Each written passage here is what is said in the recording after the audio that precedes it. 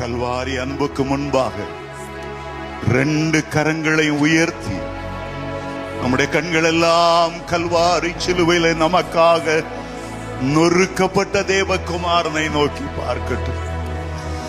அவருடைய அளவற்ற அன்பை எண்ணி பார்க்கட்டும். நம்ம மேல வைத்த அன்பு பெரியது. நமக்காக பரலோகத்தை துறந்த அன்பு பெரியது. நமக்காக அழிமையின் ரூபம் எடுத்த அன்பு பெரியது. நமக்காக பாரமான சிலுவையை தூக்கி கொண்டு எருசலேம் வீதியிலே தள்ளாடி தள்ளாடி நடந்த அன்பு பெரியது. நம்மை நினைத்து நினைத்து முள்முடி சூட்டப்பட மகிழ்ச்சியோடு ஒப்பு கொடுத்த அந்த அன்பு பெரியது. கைகளில் கொடூரமாய் ஆணிகள் கடாவப்படும்படி அந்த வேதனையை பொறுமையோடு சகித்த அந்த அன்பு பெரியது. நம்மை நினைத்து நினைத்து அத்தனை சவுக்கடிகளையோ அத்தனை வேதனைகளையோ சுமந்த அன்பு பெரியது. அந்த அன்புக்கு ஈடாக நாம் ஒன்றையும் செலுத்தவே முடியாது. அவ்வளவாய் நம்மை நேசித்த ஆண்டவர் உன்னை உயிர்ப்பிக்காமல் இருப்பாரோ? உன் குடும்பத்தில் உள்ள பிரச்சனையை மாற்றாமல் இருப்பாரோ?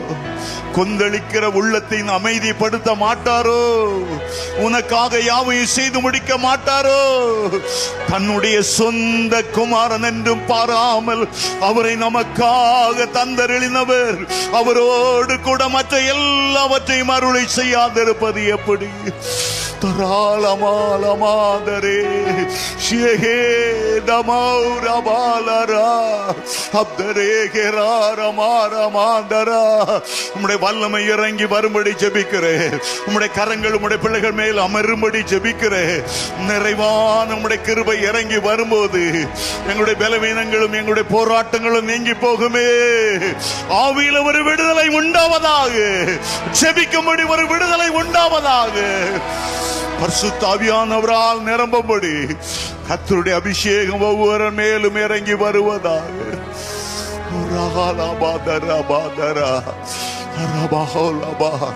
கர்த்தர் உனக்கு கொடுத்த தாளந்துகளை, கர்த்தர் உனக்கு கொடுத்த ஆவியின் வரங்களை நீ அனல் மூட்டி எழுப்பி விட மாட்டாயா?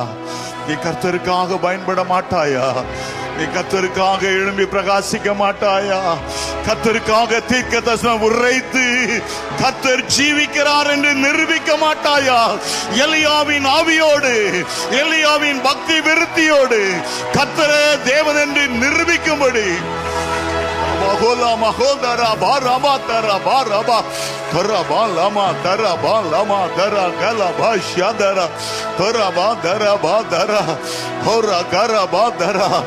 ஏசாயாவின் நாவை அக்கினி குரடால் தொட்டது போல எங்களுடைய ஒவ்வொருடைய நாவையும் அக்கினி குரடால் தொடுவீராக. ஒரு உயிர் மீட்சி உண்டாவதாக. நம்முடைய பிள்ளைகள் அக்கினி ஜுவாலையாய் மாறுவார்களாக. விழுந்து விழுந்து எழும்புகிற அனுபவம் அல்ல. அனலும் இல்லாமல் குளிரும் இல்லாமல் தள்ளாடுகிற அனுபவம் அல்ல. ரெண்டு நினைவுகளால் குந்தி குந்தி நடக்கிற அனுபவங்கள் அல்ல. கர்த்தருக்காக வைராக்கியமாய் எழும்பும்படி, கழுகளை போல சட்டைகளை அடித்து எழும்பும்படி கர்த்தருடைய ஆவியானவரே, உலர்ந்த எலும்புகளை உயிர்ப்பிக்கிறவரே, தேவசேனையாய் மாற்றுகிறவரே,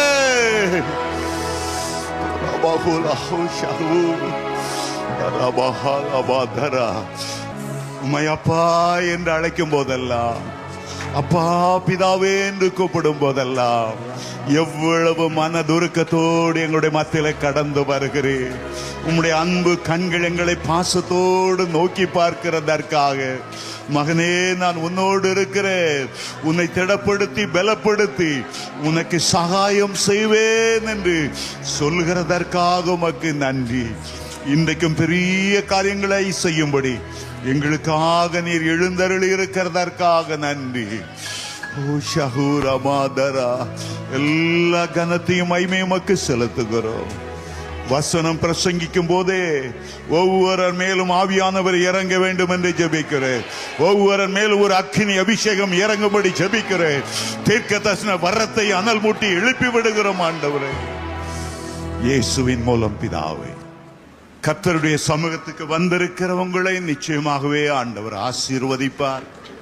அவர் மனதுருக்கத்தின் தேவன். நம்முடைய தகுதியை பார்த்து அல்ல, அவருடைய கிருபை மகா பெரியதாக இருக்கிறனாலும், அவருடைய மனதுருக்கம் பெரியதானதாலும் அதன்படியே ஆண்டவர் ஆசீர்வதிப்பார்.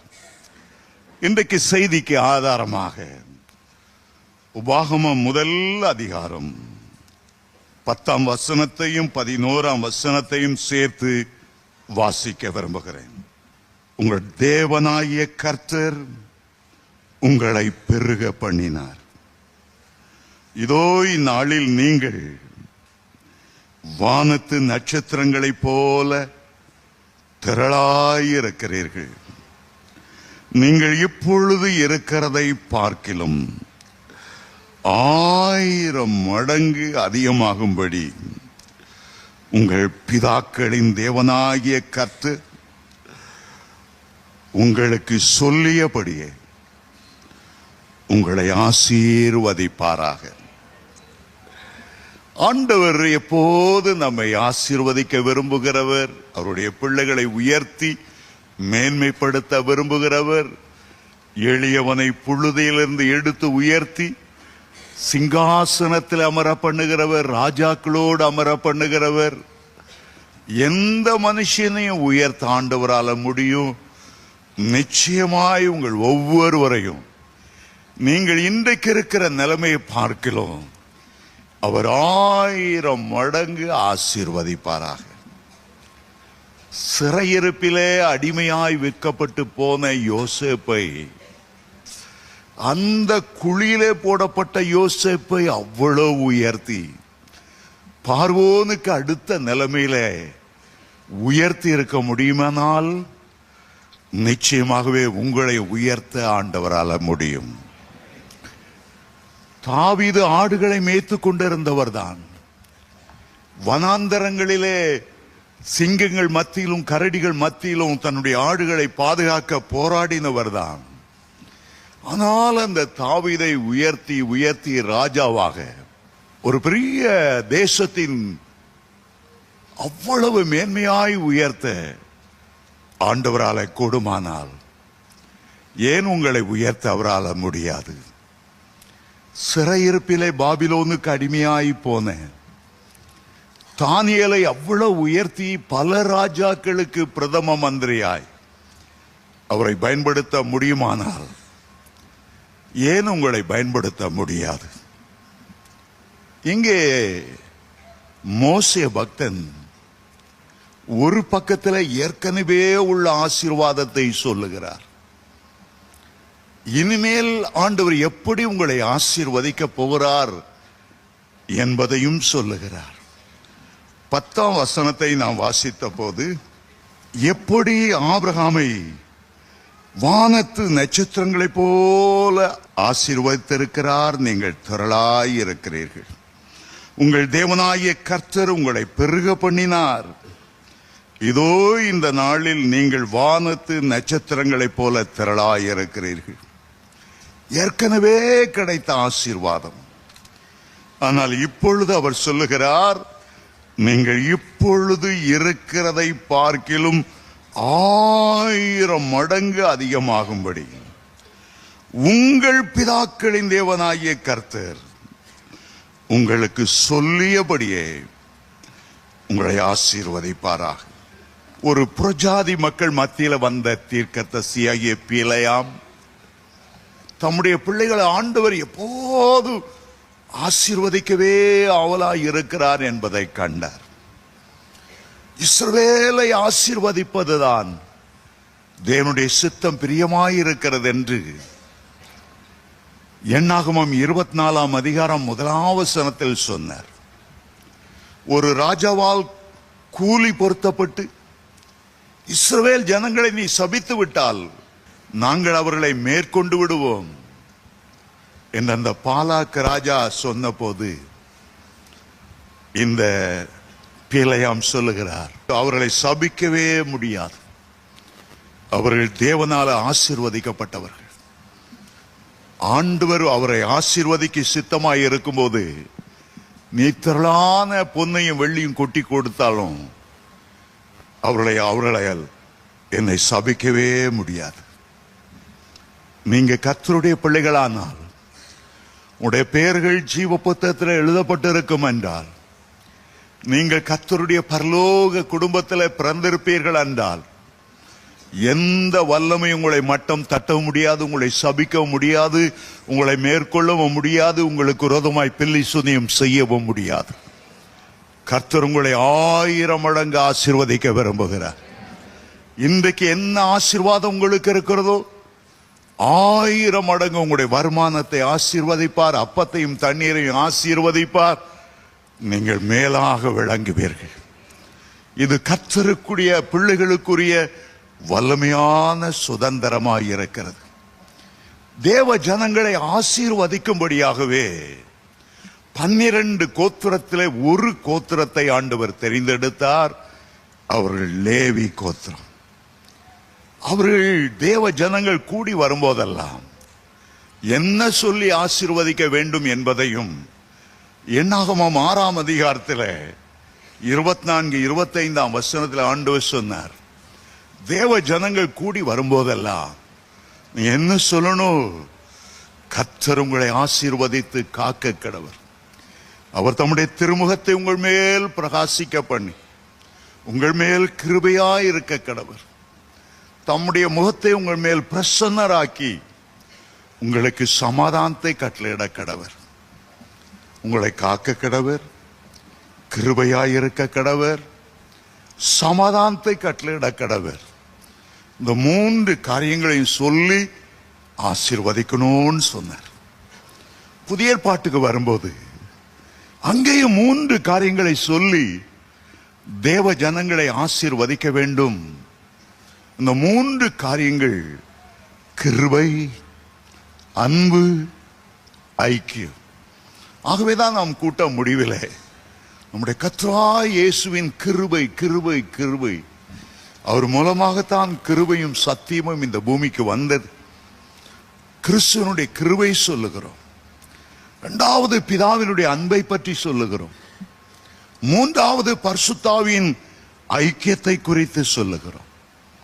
அப்படி நாம் சொல்லி ஆசீர்வதிக்கும் போது 2 கொரிந்தியர் 1:20 சொல்லப்பட்டபடியே கிறிஸ்துவனுடைய வாக்குத்தத்தங்கள் எல்லாம் உங்களுக்கு ஆமென்றும் ஆமேன் என்றும் பலிக்கும். அருமையான தேவனுடைய பிள்ளைகளே, இன்றைக்கு கர்த்தர் உங்களுக்கு 1000 மடங்கு ஆசீர்வாதத்தை தர சித்தமானார். எத்தனை பேர் விசுவாசிக்கிறீர்களோ அதை நீங்கள் சுதந்தரித்துக் கொள்வீர்கள். இந்த வாக்குத்தத்தம் எனக்குத்தான் ஆண்டவரே, நான் உரிமை பாராட்டுகிறேன், எனக்காக கொடுக்கப்பட்ட வாக்குத்தத்தம் என்று விசுவாசிக்கிறேன் என்று சொல்லும் போது நிச்சயமாகவே அதை நீங்கள் பெற்றுக்கொள்வீர்கள். உலக பிரகாரமாகவும் 1000 மடங்கு, ஆவிக்குரிய பிரகாரமாகவும் 1000 மடங்கு. உலகத்துக்குரிய ஆசீர்வாதங்கள், நித்தியத்துக்குரிய ஆசீர்வாதங்கள், பரலோகத்துக்குரிய ஆசீர்வாதங்களை 1000 மடங்கு நம்மை ஆசீர்வதிக்க விரும்புகிறார். அநேகர் என்ன எண்ணுகிறார்கள்? ஆசீர்வாதம் என்றால் வாழ்க்கை தரத்திலே ஒரு மாறுதல். முன்பு ஒரு 7 குடிசை வீட்டில் இருந்தோம், இப்போ 3 மாடி கட்டடத்தில் இருக்கிறோம். வெரி குட், ரொம்ப நல்லது. எங்களுக்கு ஒரு வீட்டை கொடுத்தார், இப்போ 3 புது அபார்ட்மெண்டை வாங்கி இருக்கிறோம்.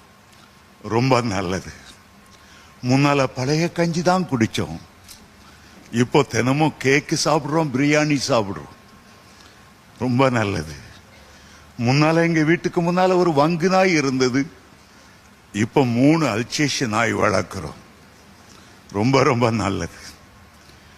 ஆனா ஆசீர்வாதம் என்றால் உலகத்துக்குரிய ஆசீர்வாதம் என்று மட்டுமே நாம் நினைத்து விடக்கூடாது. எபேசியர் 1:3 சொல்லுகிறது, உன்னதத்துக்குரிய சகல ஆவிக்குரிய ஆசீர்வாதத்தினாலும் அவர் நம்மை ஆசீர்வதித்திருக்கிறார். முன்பெல்லாம் 1/2 மணி நேரம் ஜெபம் பண்ணுவோம் பிரதர், இப்போ ஒரு ஜெபாவியனை நிரப்பிக் கொண்டே இருக்கிறது. 2 மணி நேரம் 3 மணி நேரம் போகிறது தெரியல. ஒரு ஆவிக்குரிய அபிஷேகத்தால் என்ன நிரப்பி இருக்கிறார். முந்தி எனக்கு ஒரு தாளந்து கூட இல்லை, ஒரு வரம் கூட ஆபரேட் பண்ணல. இப்போ ராத்திரி நேரங்களில் சொப்பனத்தின் மூலமாய், தரிசனத்தின் மூலமாய் மறைபொருட்களை ஆண்டவர் எனக்கு வெளிப்படுத்துகிறார். அடுத்த நாள் நடக்க போறத இந்த நாளிலேயே எனக்கு ஆண்டவர் சொல்லி விடுகிறார். முன்னெல்லாம் அந்நிய பாஷை எனக்கு அவ்வளவு வரவாது. இப்போ மனுஷர் பாஷைகளையும் தூதர் பாஷைகளையும் பல்வேறு பாஷைகளையும் பேச கிருபை செய்திருக்கிறார். இரவு நேரத்தில் தூங்கினாலும் கூட எனக்குள்ள இருந்து ஒரு அபிஷேகமும் ஒரு அந்நிய பாஷையும் வெளி வந்து கொண்டே இருக்கிறது. முன்பெல்லாம் எனக்கு வரையில காணப்படுவேனா நம்பிக்கை இல்லாம இருக்கும். இப்பெல்லாம் எனக்குள்ள ஒரு விழிப்பின் ஜீவித்த ஆண்டவர் கொடுத்திருக்கிறதுனால இன்றைக்கு ஆண்டவருடைய வருகை இருந்தாலும் கர்த்தராகிய இயேசுவே வாரும் என்று அவருடைய வருகைக்கு நான் எதிர்கொண்டு போவேன். ஆவிக்குரிய ஆசீர்வாதங்கள், ஆவிக்குரிய ஆசீர்வாதங்கள் உலக ஆசீர்வாதங்களை தந்துவிட்டு நிறுத்தி விடுகிற தேவன் அல்ல. இம்மைக்காக மட்டுமே நாம் கிறிஸ்துவின் மேல் நம்பிக்கை வைப்போமானால் எல்லா மனுஷரை பார்க்கிலும் நாம் பரிதபிக்கப்படத்தக்கவர்களாய் இருப்போம் என்று வேதம் சொல்லுகிறது. இக்காலத்து பாடுகள் இனி உங்களில் வெளிப்படும் அந்த மகிமைக்கு ஒப்பானவைகள் அல்ல. உலக ஆசீர்வாதங்களும் நமக்கு தேவை, ஆவிக்குரிய ஆசீர்வாதங்களும் நமக்கு தேவை. ரெண்டு பக்கத்திலும் 1000 மடங்கு உன்னை ஆசீர்வதிப்பேன் என்று ஆண்டவர் சொல்லுகிறார். மட்டுமல்ல, 1000 மடங்கு என்று சொல்வது 1000 தலைமுறைகளுக்கு ஆண்டவர் நம்முடைய குடும்பத்துக்கு இரக்கம் செய்வதாகும். யாத்ராம புஸ்தகத்தை வாசிக்கும் போது 20ஆம் அதிகாரம் 6ஆம் வசனத்தில் என்னுடைய கட்டளைகளை கை கொண்டு என்னுடைய வழிகளில் நடக்கும்போது 1000 தலைமுறைகளுக்கு நான் இரக்கம் செய்கிறவனாயிருப்பேன். அதுக்கு முன்னால வாசனத்தை வாசியா ஒரு தகப்பனுடைய சாபம் 3-4 தலைமுறைக்கு வருமாம். ஆனா ஒரு மனுஷன் ஆண்டவரை நேசித்தான் என்றால், ஒரு நீதிமானாய் நடந்தான் என்றால், அவருடைய கட்டளைகளை கை கொள்வானால் 3 தலைமுறை 4 தலைமுறை அல்ல, 1000 தலைமுறைக்கு 1000 தலைமுறைக்கு அவர் இரக்கம் செய்கிறவராகவே இருக்கிறார். ஒருவேளை நீங்க சொல்லலாம், மோசே ஆசீர்வதிக்கும் போது பழைய ஏற்பாட்டில் உள்ள யூதரை ஆசீர்வதித்தார், இஸ்ரவேலரை ஆசீர்வதித்தார். இது இந்த நாளிலே இருக்கிற புறஜாதியிலிருந்து ரட்சிக்கப்பட்ட, இந்துவிலிருந்து ரட்சிக்கப்பட்ட எனக்கு எப்படி இது சொந்தமாகும் என்று நீங்கள் எண்ணலாம். கலாத்தியர் 3ஆம் அதிகாரம் 29ஆம் வசனத்தில் பவுல் சொல்லுகிறார், நீங்கள் கிறிஸ்துவினுடையவர்களானால் ஆபிரகாமின் சந்ததியும் வாக்கு தத்தத்தின்படியே சுதந்திரராயும் இருக்கிறீர்கள். கிறிஸ்துவின் மூலமாக ஆபிரகாமோடு இணைக்கப்படுகிறோம். கிறிஸ்துவின் மூலமாக கர்த்தருடைய வாக்கு தத்தங்களோடு, சுதந்திரங்களோடு, உடன்படிக்கையோடு, ஆராதனையோடு ஒன்றரை நாம் இணைக்கப்பட்டு விடுகிறோம். நீங்கள் கிறிஸ்துவினுடையவர்களானால் ஆபிரகாமின் சந்ததியாயிருக்கும்.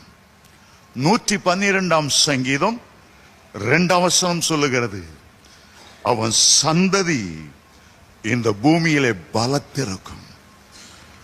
செம்மையானவர்களின் வம்சம் ஆசீர்வதிக்கப்படும். தேவனுடைய பிள்ளைகளே, உங்களுடைய முற்பிதாக்கள் இன்னார் என்று உங்களுக்கு தெரியாது. உங்களுடைய முற்பிதாக்கள் என்ன பாவம் செய்தார்களோ, அக்கிரமம் செய்தார்களோ உங்களுக்கு தெரியாது. என்ன கொலை செய்து கற்பழித்து நிலத்தை சம்பாதித்து தலைமுறை தலைமுறையாய் உங்களுக்கு கொடுத்தார்களோ என்னவோ தெரியாது. அவருடைய சந்ததியில் உள்ள சாபம் 3 தலைமுறை 4 தலைமுறை வரும் என்று வேதம் சொல்லுதே, அது என்ன என்று கேட்கலாம். நீங்கள் இயேசுவை ஏற்றுக்கொள்ளும் போது சாபமான அந்த குடும்பத்திலிருந்து விலகி கிறிஸ்துவின் குடும்பத்துக்கு வந்து விடுகிறீர்கள். உங்களுடைய பழைய முற்பிதாக்கள் உங்களுடைய முற்பிதாக்கள் அல்ல. ஆபிரகாம், ஈசாக்கு, யாக்கோபு தான் உங்களுடைய முற்பிதாக்களாக மாறுகிறார்கள். உலக பிரகாரமாய் உங்களுடைய சகோதர சகோதரிகள் உடன்பிறப்புகள் இருந்தாலும் கர்த்தருடைய குடும்பத்தில், கர்த்தருடைய சபையில் இதோ சகோதரர்கள் ஒருமித்து வாசம் பண்ணுகிறது. எத்தனை நன்மை, எத்தனை இன்பமானது. ஆகவே கர்த்தருடைய குடும்பத்தில் வரும்போது தேவ பிள்ளைகள் தான் நமக்கு சகோதர சகோதரிகளாய் மாறுகிறார்கள். ஊழியக்காரர் தான் நம்முடைய உறவினர்களாய் மாறுகிறார்கள். அது ஒரு பெரிய ஆசீர்வாதம். நீதிமானாகிய கிறிஸ்துவோடு கூட நீதிமான்களாகிய தேவனுடைய பிள்ளைகளோடு நாம் ஐக்கியம் கொள்ளும் போது ஆண்டவர் 1000 மடங்கு ஆசீர்வதிக்கிறது மட்டுமல்ல, 1000 தலைமுறைக்கு அவர்கள் இரக்கம் செய்கிறவர்களா இருக்கிறார். நம்முடைய பிள்ளைகளுடைய பிள்ளைகளுக்கு கிறிஸ்துவின் மூலமாய் அந்த ஆசீர்வாதம் நமக்கு வருகிறது. அது ஆபிரகாமின் ஆசீர்வாதமானாலும், தாவீதின் ஆசீர்வாதமானாலும், கிறிஸ்துவின் ஆசீர்வாதமானாலும் அது உங்களுக்குள்ளே கடந்து வருகிறது. சங்கீதக்காரன் சொன்னார், நான் இளைஞனாய் இருந்தேன், முதிர் வயது உள்ளவனானேன். நிறைய குடும்பத்தை நான் பார்த்தேன். ஆனா நீதிமானுடைய சந்ததி அப்பத்துக்கு இறந்து திரிந்ததை நான் பார்த்ததே இல்லை என்று சங்கீதம் 37:25 சொல்லுகிறார். எத்தனை 1000 குடும்பங்களை அவர் பார்த்தாரோ தெரியல. நீதிமானுடைய சந்ததி அப்பத்துக்கு இறந்து தெரிந்ததே இல்லை.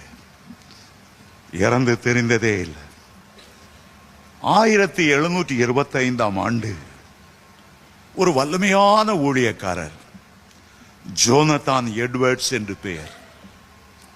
அவருக்கு திருமணமானது. அவருடைய மனைவி பெயர் சாராள். உங்களுக்கு 11 பிள்ளைகள். அவர் பகலெல்லாம் ஊழியம் செய்வார். இரவில் வரும்போது பிள்ளைகளை அரவணைத்து மேஜையில 11 பிள்ளைகளையும் தூக்கி வைத்து அவர்களோடு சந்தோஷமாய் பேசுவார். ஒவ்வொரு நாளும் வேத வசனத்தின்படி பிள்ளைகளை அவர் ஆசீர்வதிப்பார். பிள்ளைகளுக்கு சன்மார்க்க நிறைய கொடுப்பார்.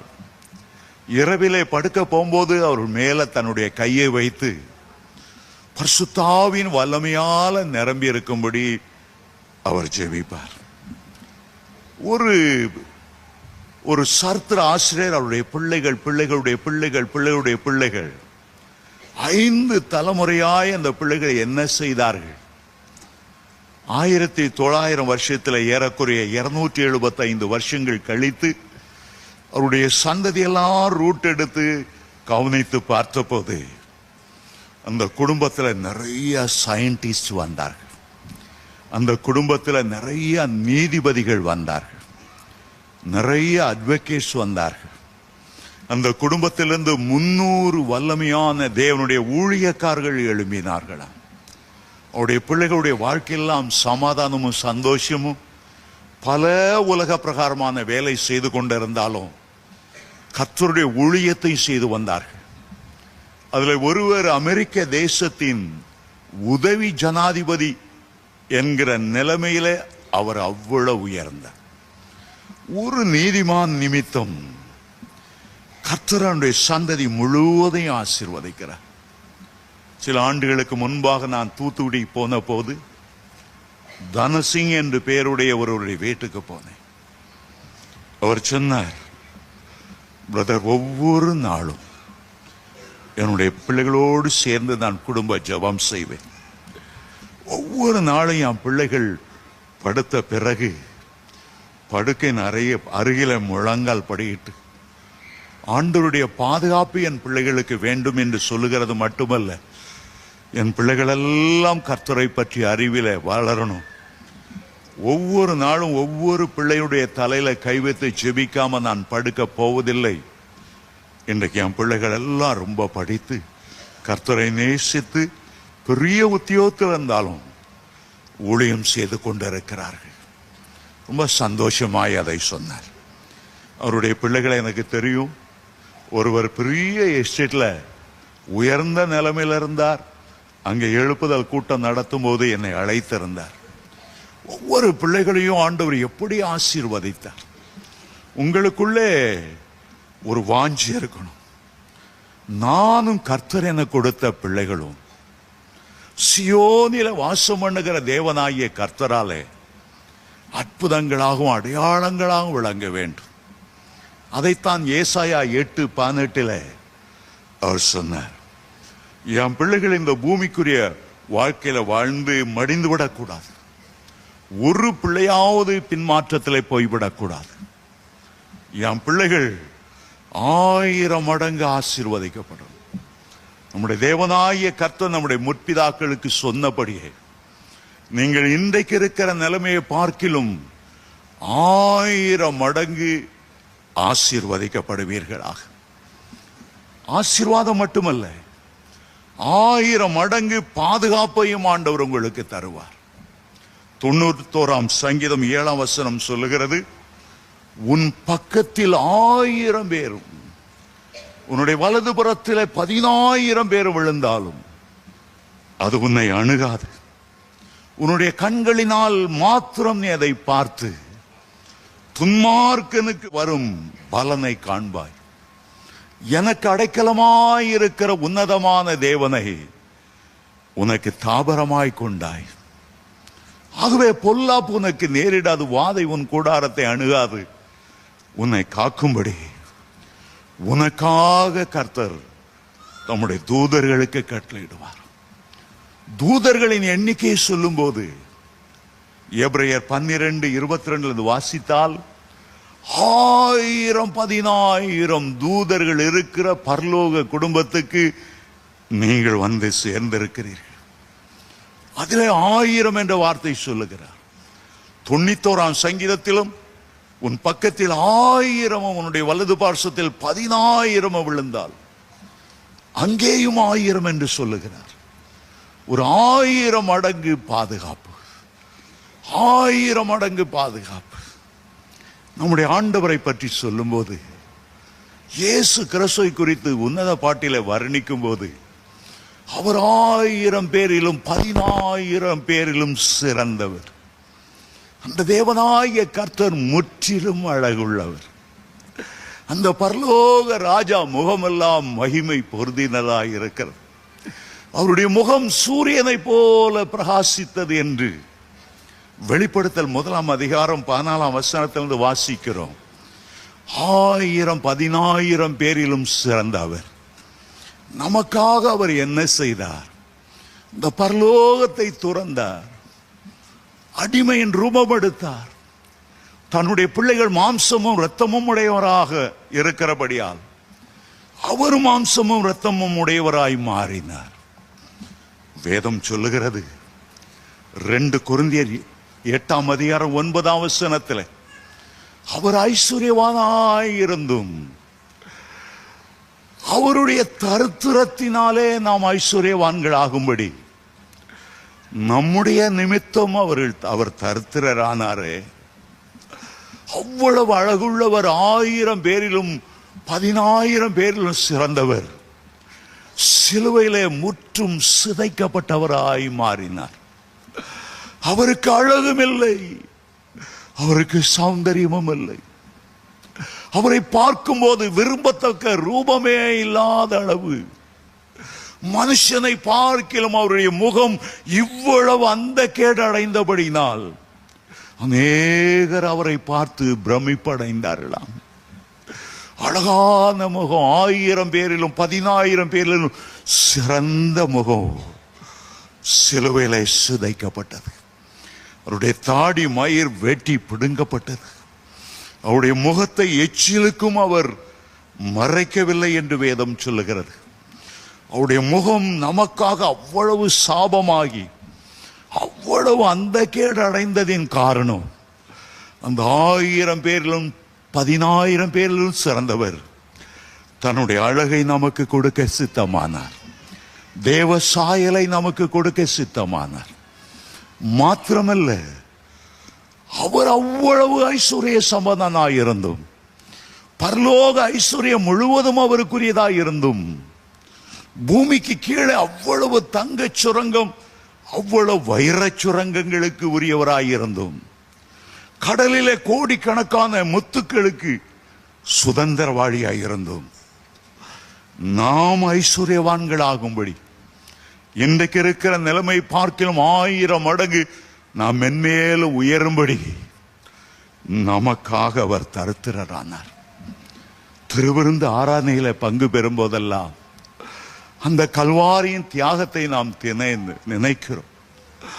அவர் முகம் சிதைக்கப்பட்டதை நினைக்கிறோம். ஏசாயா தீர்க்கதரிசி சொல்லுகிறார் 53ஆம் ஏசாயா புத்தகத்திலே, எங்கள் மூலமாய் கேள்விப்பட்டதை விசுவாசித்தவன் யார்? கர்த்தருடைய புயம் யாருக்கு வெளிப்பட்டது? அவர் இளங்கிளைய போலவும் வறண்ட நிலத்திலிருந்து துளிர்க்கிற வேரை போலவும் எழும்புகிறார். அவருக்கு அழகும் இல்லை, அவருக்கு சௌந்தரியமும் இல்லை. அவரை நாம் பார்க்கும்போது விரும்பத்தக்க ரூபம் அவருக்கு இல்லாதிருந்தது. அவர் அசட்டை பண்ணப்பட்டவரும், மனுஷரால் புறக்கணிக்கப்பட்டவரும், துக்கம் நிறைந்தவரும், பாட அனுபவித்தவருமாய் இருந்தார். அவரை விட்டு நம்முடைய முகங்களை மறைத்து கொண்டோம். அவர் அசட்டை பண்ணப்பட்டிருந்தார். மெய்யாகவே அவர் நம்முடைய பாடுகளை ஏற்றுக்கொண்டு நம்முடைய துக்கங்களை அவர் சுமந்தார். நாமோ அவர் தேவனால் அடிபட்டு வாதிக்கப்பட்டு சிறுமைப்பட்டவர் என்று எண்ணினோம்.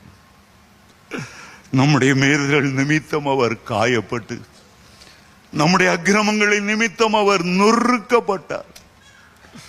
அந்த நொறுக்கப்படுதல் மூலமாக, நொறுக்கப்பட்டு சிந்தின இரத்தத்தின் மூலமாக நாம் எல்லாரும் ஆவிக்குரிய ஐஸ்வர்யவான்களாய் மாறும்படி, பாவ மன்னிப்பு என்கிற ஐஸ்வர்யம், ரட்சிப்பின் சந்தோஷம் என்கிற ஐஸ்வர்யம், நித்திய ஜீவன் என்கிற ஐஸ்வர்யம், பரலோகத்தின் அபிஷேகம் என்கிற ஐஸ்வர்யம், ஆவியின் வரங்களாக அபிஷேக கிருபையின் ஐஸ்வர்யம், மகிமையின் ஐஸ்வர்யம், இரக்கங்களின் ஐஸ்வர்யத்தை நாம் பெறும்படி அவ்வளோ ஐஸ்வர்யம் உள்ள அவர் நமக்காக தரித்திரரானார்.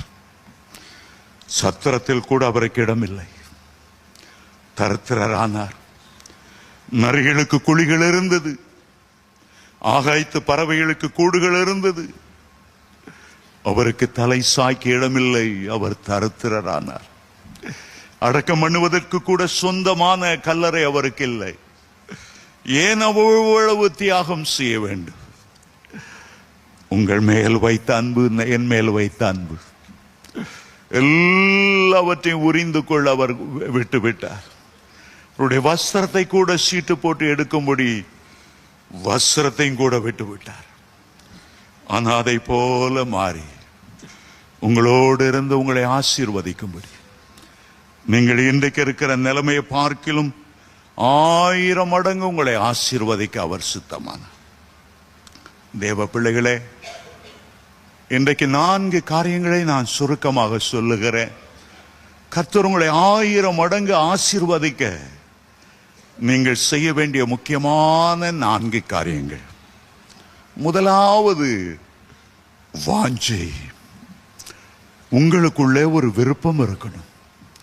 நான் இன்றைக்கு இருக்கிற நிலைமை இருக்கக்கூடாது, இயேசுவின் நாமத்தில் நான் உயரணும். இந்த பெரிய செந்த பட்டணத்தில் எவ்வளவு கோடீஸ்வரர்கள், எவ்வளவு இஸ்லாமியர்கள், எவ்வளவு இந்துக்கள், புறஜாதிகள் கூட உயர்ந்த நிலைமையில் இருக்கும்போது, ராஜாதி ராஜானுடைய பிள்ளையாய நான் உயரத்தான் வேண்டும். உங்களுக்குள்ள அந்த வாஞ்சை அக்கினியாய் பற்றி எறியணும். நான் ஆசீர்வதிக்கப்பட்டவன், நான் ராஜாதி ராஜாவுடைய பிள்ளை, நான் அநேக ஜாதிகளுக்கு கடன் கொடுக்கும்படி கர்த்தர் எனக்கு வானத்தின் பலகணிகளை திறக்கணும். அந்த வாஞ்சை நமக்குள்ள இருக்கணும். எலியாவின் ஊழியக்காரன் தான் எலிசா. அவனுக்குள்ளே ஒரு வாஞ்சை, என் எஜமான இடத்துல இருக்கிற ஆவின் வரத்தை போல எனக்கு 2 மடங்கு வேணும். சிலர் 2 மடங்கு விரும்புகிறார்கள். யோசேப்பு தன்னுடைய தம்பி பெஞ்சமின் தன்னை பார்க்க வந்த போது தன்னுடைய மற்ற எல்லாருக்கும் கொடுப்பதை பார்க்க 5 மடங்கு கொடுத்தான். சகோதர பாசம். நம்முடைய ஆண்டவர் நம்முடைய மூத்த சகோதரன். நாம் அவருடைய குடும்பத்தில் பிறந்த அவருடைய சகோதர சகோதரிகள். இயேசு ஒரு முறை கேட்டார், யார் என்னுடைய சகோதரன்?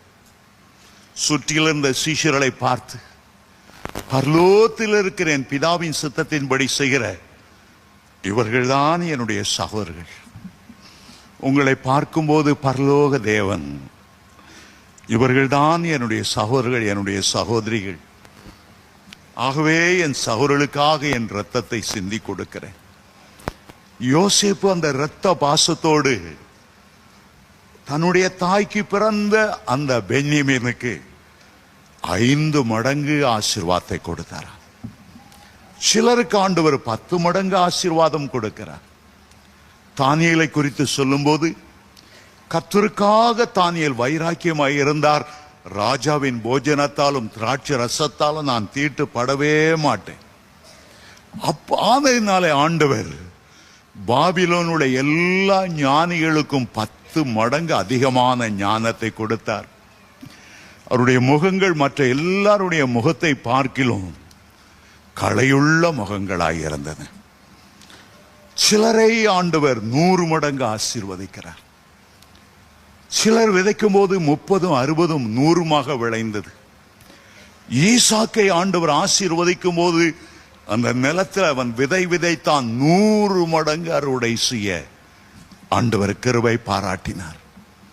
ஆனால் மோசே ஆசீர்வதிக்கிறார் 2 மடங்கல்ல, 5 மடங்கல்ல, 10 மடங்கல்ல, 30, 60, 100 மடங்கல்ல, 1000 மடங்கு உங்களை ஆசீர்வதிப்பாராக. அருமையான தேவனுடைய பிள்ளைகளே, முதலாவது கர்த்தர் என்ன ஆசீர்வதிக்கணும், அந்த வாஞ்சை இருக்கணும். நான் கர்த்தருடைய ஆசீர்வாதத்துக்கு சுதந்திரவாளி, அவருடைய வாக்கு தத்தத்துக்கு சுதந்திரவாளி. என் ஆண்டவருடைய வாக்கு தத்தங்கள் எல்லாம் கிறிஸ்து இயேசுவுக்கு ஆம் என்றும் ஆமேன் என்றும் இருக்கிறது. அந்த விருப்பத்தை பார்க்கிறார். அவருடைய தயவுள்ள சித்தத்தின்படியே நமக்குள்ள விருப்பத்தை உருவாக்குகிறார். ஆபிரகாமுக்கு ஒரு விருப்பத்தை உண்டாக்க வேண்டும் என்றுதான் இரவு நேரத்தில் தனியாய் ஊருக்கு வெளியே அழைத்து கொண்டு போய், நட்சத்திரங்களை பார், உன்னுடைய சந்ததி அவனமாய் இருக்கு. ஒரு பிள்ளைன்னு கேட்டுக்கொண்டு வராதே, ஒரு பெரிய சந்ததியை உனக்குள்ளே நான் வைக்க சித்தமானேன். ஒரு பெரிய ராஜாக்களை உனக்குள்ளே உருவாக்க சித்தமானேன். நீ தேவ ஜனமாய் மாறுவாய். ஆபிரகாமை ஆண்டவர் அதற்காகத்தான் கடற்கரைக்கு அழைத்து கொண்டு போனார். அவனுடைய தரிசனத்தின் எல்லையை பெரிதாக்கி, கடற்கரை மணலை போல உன்னுடைய சந்ததி இருக்கும். கடற்கரை போல உள்ள சந்ததி, மணலை போல உள்ள சந்ததி பூமிக்குரிய ஆசீர்வாதங்களை, வானத்து நட்சத்திரங்கள் எல்லாம் உன்னதத்துக்குரிய, ஆவிக்குரிய, நித்தியத்துக்குரிய சந்ததிகள். 2 விதமான ஆசீர்வாதத்தை. சிலர் எப்போதும் பொருளாதார ஆசீர்வாதம், உலகத்துக்குரிய ஆசீர்வாதத்தையே. மற்றவங்க பில்டிங்ல கை வைத்து இயேசுவின் நாமத்தில் எனக்கு சொந்தமாகட்டும், மற்றவங்க கார்ல கை வைத்து இயேசுவின் நாமத்தில் எனக்கு சொந்தமாகட்டும். அது பொருளாசை என்று பெயர். ஏன் மற்றவங்க மேல இது கை வைக்கிறா? மற்றவன் பொருள் மேல ஆசைப்பட வேண்டிய ஆண்டவங்களுக்கு பிராண்ட் நியூ காரை கொடுக்க வல்லவரா இருக்கும் போது ஊரா வீட்டு கார்ல போய் என் கை வைத்து இயேசுவின் நாமத்தில்னு கேட்கிறா. இன்றைக்கு கர்த்தருடைய ஆசீர்வாதம் தரமங்கி கீழாக போய்விட்டது. ஆவிக்குரிய ஆசீர்வாதத்தை பேச மாட்டேன்றாங்க. உலக ஆசீர்வாதத்தை விட 1000 மடங்கு, கோடி மடங்கு கர்த்தர் தருகிற அபிஷேகமும், நித்திய ஜீவனும், உலகம் தராத சந்தோஷமும், சமாதானமும், அது எவ்வளோ மேன்மையானது. முதலாவது உங்களுக்கு வாஞ்சி இருக்கணும். 2வதாக, இந்த ஆசீர்வாதங்களை தருகிற கர்த்தர் மேல் உங்களுடைய வாஞ்சி வைக்கணும். அவருடைய வசனத்தின் மேல், அவருடைய வாக்கு தத்தத்தின் மேல். என்னை ஆசீர்வதிக்கிறவர் என்னுடைய ஆண்டவர், என்னை உயர்த்துகிறவர் என்னுடைய ஆண்டவர். ஆபிரகாமை பார்த்து சோதம் ராஜா ஒரு முறை சொன்னான், கொள்ளை பொருளை எல்லாம் நீர் எடுத்துக்கொள்ளும், ஜனங்களை மட்டும் எனக்கு கொடுத்தால் போதும். எவ்வளோ கொள்ளை பொருள். ஆபிரகாம் சொன்னார், ஒண்ணு எனக்கு தேவையில்லை, நாளைக்கு நீ சொல்லி காட்டுவா. நான் கொடுத்துதான் அவன் பணக்காரனானா? அவன் கல்யாணம் கட்டும் போது இவ்வளோ டவுரி வேணும், இவ்வளோ ரொக்கம் வேணும், நாற்பட்டில் அள்ளுன்னு அள்ளு. நான் கர்த்தர் அவனை ஆசீர்வதிச்சார். என் வயிற்றை பிழிஞ்சி, என் ரத்தத்தை பிழிஞ்சி இவ்வளவு டவுரி கொடுத்தேன். மாமனார் கொடுக்கிற டவுரி இவரெல்லாம் நிற்காது. கர்த்தர் கொடுக்கிற ஆசீர்வாதமே நிரந்தரமான ஆசீர்வாதம். சிலர் மாமனாரை பிழிய நினைத்து கர்த்தருடைய ஆசீர்வாதத்தை இழந்து போறாங்க. எனக்கு தெரியும், ஒரு பெரிய ஆடிட்டர் அவர் அப்படித்தான் மாமனாரை பிழிஞ்சிட்டாரு. ரொம்ப வேதனை, அவருடைய குடும்பத்தில் சமாதானம் இல்லை. ஒரு நாள் அவருக்கு சொன்னேன், உங்க மாமனாரா சந்தோஷமா உங்களுக்கு கொடுத்தா வாங்குங்க, அதுக்கு மேல நீங்க எவ்வளவு லட்சம் கேட்டீங்கன்னு கேட்டேன். அவர் சொன்னார், எங்க அப்பா அப்படி கேட்டு வாங்கிட்டார். ஓ, அப்பா மேல பழி போடாத, இப்ப நீ சம்பாதிக்கிறல்ல, ஆடிட்டரா இருக்கல்ல, வட்டி முதல்ல சேர்ந்து உங்க மாமனார்கிட்ட மன்னிப்பு கேட்டு கொடுத்துரு. அப்பதான் ஆண்டவர் பரலோகத்தின் பலகணிகளை உனக்கு திறக்க முடியும். ஹல்லேலூயா. உண்மையாய் அவர் கணக்கு பார்த்து தான் மாமனாருக்கு திருப்பி கொடுத்தார். அவர் சந்தோஷமா கொடுத்தது 5 லட்சம், இவரா பிழிஞ்சு வாங்கினது இன்னும் 5 லட்சம். வட்டி முதலும் சேர்த்ததை திருப்பி கொடுத்த பிறகுதான் அந்த குடும்பத்தில் ஒரு ஆசீர்வாதம். சின்ன சின்ன உலக பொருள் மேல ஆசைப்பட்டு பரலோகத்தின் அபிஷேகத்தையும் கிருபையும் வரங்களையும் அந்த நித்திய ஜீவனையும் கர்த்தர் கொடுத்திருக்கிற பரலோக மாளிகைகளும் கைவேலை இல்லாத நித்திய நகரமும், அந்த ஆசீர்வாதங்களை நம்ம இழந்து போகக்கூடாது. நித்திய ஆசீர்வாதம் உடைய உள்ளத்தை கர்த்தர் மேல வையுங்க. ஆண்டவரை பார்த்து சொல்லுங்க, வாஞ்சையெல்லாம் நீர் தான்ப்பா. மான்கள் நீரோடை வாஞ்சித்து கதறுவது போல என் ஆத்துமா உண்மையே நினைத்து வாஞ்சித்து கதறுகிறது. நான் எப்பொழுது கர்த்தருடைய சன்னிதானத்தில் வந்து நிற்பேன். மூன்றாவதாக, 1000 மடங்கு நீங்கள் ஆசீர்வாதமா இருக்கும்படி உங்களுடைய மன விருப்பத்தை ஆண்டவரிடத்துல சொல்லுங்க. தேவரீர் எனக்கு ஒரு வீட்டை தந்தருளினார், உமக்கென்று கிராமப்புறங்கள்ல நான் ஒரு ஆலயத்தை கட்டி கொடுப்பேன். யாக்கோபை போல பொருத்தனை பண்ணி சொல்லுங்க, தேவரீர் என்னுடைய வழிகள் எல்லாம் நீர் என்னோடு வந்து உடுக்க வஸ்திரமும் தந்து மகிழ்ச்சியோடு என்னை திரும்ப வர பண்ணினார். நான் எல்லாவற்றிலும் தசமா பார்க்க கொடுப்பேன். ஒரு பொருத்தனையோடு ஜெபம். உடைய தீர்மானத்தை ஜெபத்தில் சொல்லுங்க. மத்தேயு 7:7 சொல்லுகிறது, கேளுங்கள் தரப்படும். மூல பாஷையில பார்க்கும்போது உனக்கு தரப்படுகிற வரையிலும் நீ கேட்டுக்கொண்டே இரு. லூக்கா 18:1 சோர்ந்து போகாமல் எப்பொழுதும் ஜெபம் பண்ண வேண்டும் என்று ஆண்டவர் சொன்னார். கொரியா தேசத்துக்கு போன போது அங்கே சாதாரணமா 5 பேர் இருந்த ஒரு சின்ன சபை இன்னைக்கு 13 லட்சம் அங்கத்தினர்களாய், அதே போதகர் தான் 5 பேரோடு இருந்த சபையை இன்றைக்கு 13 லட்சமாய் வளர செய்திருக்கிறார். 3 முறை கொரியாவில் உள்ள எழுப்புதலை பார்ப்பதற்காக போயிருந்தேன். அவர் சொன்னார், நம்முடைய சபை உலக பிரகாரமாகவும் ஆவிக்குரிய பிரகாரமாகவும் முன்னேறுவதற்கு பார்லிமெண்ட்ல எங்களுடைய சபை மெம்பர் எம்பிகளா 30 பேர் இருக்கிறாங்க. விடிய காலம் 5 மணிக்கு ஜெபத்துக்கு சர்ச்சுக்கு வந்துருவாங்க. மாதத்துல 25 நாள் முழு இரவு ஜெபம். எங்க எழுப்புதலுக்கு 3 காரணம். 1 ஜெபம், 2 ஜெபம், 3 ஜெபம். உங்களுடைய விண்ணப்பத்தை வெறும் ஆசையோட நிறுத்தி விடக்கூடாது. 1000 மடங்கு ஆசீர்வதிச்சா எப்படி இருக்கும்? நான் இப்ப 25,000 ரூபாய் சம்பாதிக்கிறேன், 1000 பெருக்கி பார்க்கிறேன், அப்பா 25 லட்சம். அப்படி பூரிச்சு ஹார்ட் அட்டாக் வந்துடக்கூடாது. உள்ளத்துல நிறுத்துகிற ஜெபத்துல ஆண்டவர்கிட்ட கேட்கும் போது, நீ சொன்னீரப்பா, நான் சொல்ல, வேதத்துல நீர் எழுதி வைத்திருக்கிறீர், மோசே பக்தன் அப்படி ஆசீர்வதித்திருக்கிறார், 1000 மடங்கு என்னை ஆசீர்வதி. ஆண்டவர் அப்படியே ஆசீர்வதிப்பார். நேரமில்லாதபடி சுருக்கி சொல்லுகிறேன். 4ஆவதாக, பரிசுத்த ஆவியானவரோடு உங்களுடைய வாஞ்சையை இணைத்து விடுங்க. இன்றைக்கு ஆவியானவர் நமக்கு கொடுக்கப்பட்டிருக்கிறார். ஆவியானவர் மூலமாய் உன்னதத்துக்குரிய ஆசீர்வாதங்கள் அவ்வளவற்றையும் பெற்றுக் கொள்ளுகிறோம். ஆவியானவர் மூலமாகத்தான் தாளந்துகள், ஆவியின் வரங்கள் எல்லாம் நமக்கு பொழிந்தருளப்படுகிறது. பேதுரு சாதாரண ஒரு மனிதன், அபிஷேகத்தால நிரம்பின பின்பு அப்போஸ்தலர் 2:14 சொல்லுகிறது, ஒரு பிரசங்கம் பண்ணுகிறார், 3000 பேர் ரட்சிக்கப்பட்டாங்க. 1000 மடங்கு ஆசீர்வாதம் உபாகமம் 1:11 வாசிக்கிறோம். ஆனா ஒவ்வொரு பிரசங்கம் 3000, எல்லாம் 1000த்துல தான் பெருகுகிறது. அடுத்த பிரசங்கம் பண்ணுகிறார் 5000, அடுத்த பிரசங்கம் பண்ணுகிறார் எண்ண முடியாதபடி போய்விட்டது. திரளான ஜனங்கள் அனுதினம் ஆண்டவர் சபையில சேர்த்து கொண்டே வருகிறார். கர்த்தர் உங்களையும் அப்படி அபிஷேகத்தால் நிரப்புவார். உங்களுடைய ஊழியத்திலும் நல்ல பலனை ஆண்டவர் கட்டளையிடுவார். இன்றைக்கு உள்ளத்தில் நிறுத்தி கொள்ளுங்க. இன்றைக்கு இருக்கிற நிலைமை பார்க்கிலும் 1000 மடங்கு கர்த்தர் உங்களை ஆசீர்வதிக்க விரும்புகிறார். நீங்கள் அதை எப்படி ஏற்றுக்கொள்ளுகிறீர்கள் என்பதை ஆண்டவருக்கு சொல்லுங்க.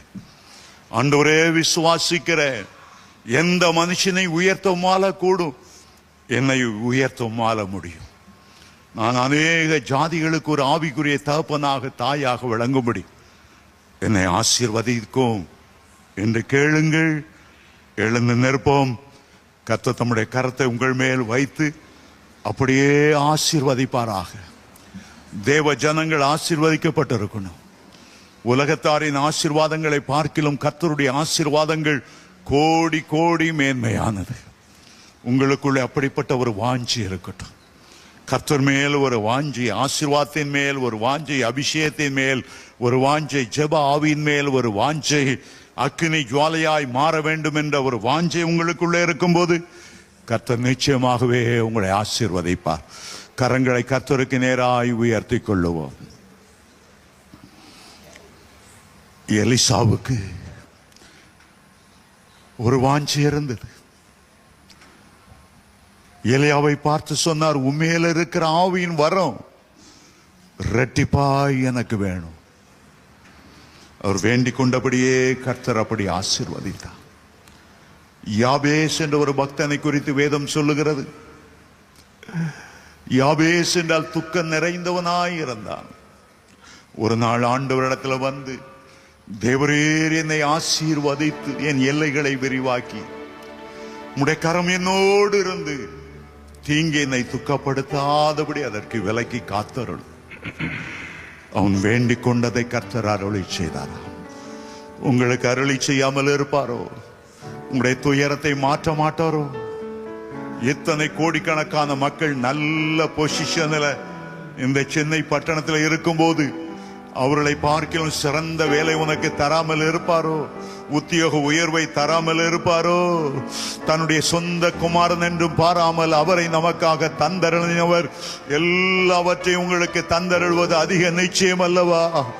அவர் ஐஸ்வர்ய சம்பந்தனாய் இருந்தும் நீங்கள் ஆசீர்வதிக்கப்படும்படி, ஐஸ்வர்யவான்களாகும்படி உங்களுக்காக அவர் தரித்திரர் ஆனாரே, பாரமான சிலுவையை சுமந்தாரே. உங்களை ஆசீர்வதியாமல் இருப்பது எப்படி? தன் சிலுவை சுமந்ததை நினைவு கூர்ந்து அவர் உங்களை ஆசீர்வதிக்கவே ஆசீர்வதிப்பார். தகப்பனே, உம்முடைய பிள்ளைகள் மேல் உம்முடைய கரம் அமரும்படி ஜெபிக்கிறேன். இன்றைக்கு இருக்கிற பிரச்சனைகளும் போராட்டங்களும் மாறட்டும்.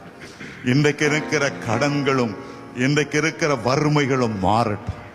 ராஜாதி ராஜா பிள்ளைகளாக தலை நிமிர்ந்து சாட்சியாய் வாழும்படி வானத்தின் பலகணிகளை திறந்து இடங்கொள்ள